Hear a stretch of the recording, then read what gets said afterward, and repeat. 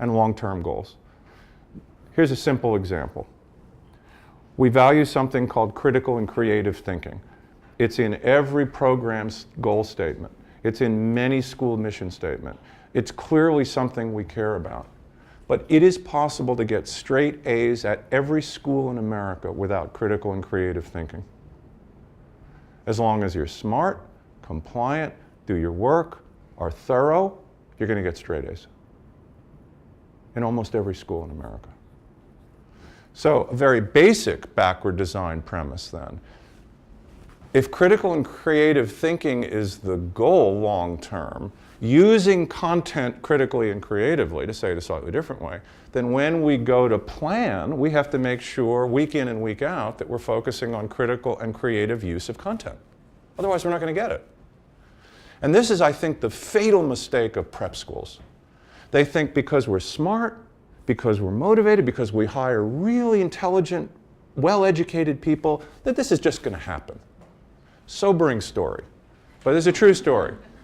Well-known prep school in the top 10 or 20 of prep schools in the country. They say, we're really interested in this pedagogical effectiveness stuff, and the guy in question is a really fantastic educator who's done a lot of work in the wider world. And so he's really interested in the question of value added at this school. So they contract with ETS. Pre-assess 9th grade, assess 12th grade, critical thinking test. No gain. No gain. We admit them smart, we graduate them smart, we pat ourselves on the back, and we start teaching all over again. The value-added thing is huge.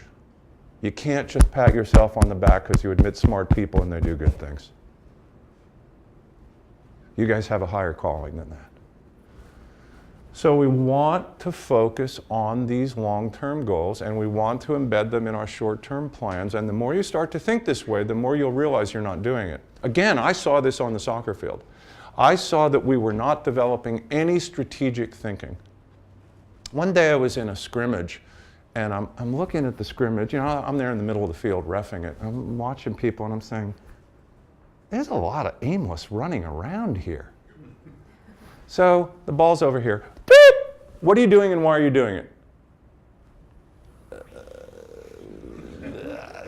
I don't know. So I said, all right, new rule. We're going to do freeze tag. If I don't like your answer, the ball goes over the other side. I'm always going to ask somebody on offense. And for like 2 weeks, there was no good answer. And of course, I realized that's my fault. There's no strategic thinking. My daughter's an elite soccer player. She's a senior at the George School. She's in North Carolina tournament right now. She doesn't have a good strategic thinking because she's had all these elite coaches that tell you what to do all the time. She had a coach, though, who doesn't coach at the George School anymore. He's a retired Princeton coach who did it for $1 a year, one of those great gigs. He did the coolest thing at halftime. So they get in the circle that you always do at halftime. So, he said, what's working? What's working for us? Again, same thing. For a couple of weeks, they couldn't answer. We're winning. Yeah, I know that. What's working on the field?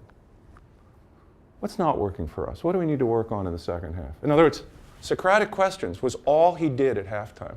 But the coolest question is, what's working for them? What do we have to stop? She was a different player. So were her teammates.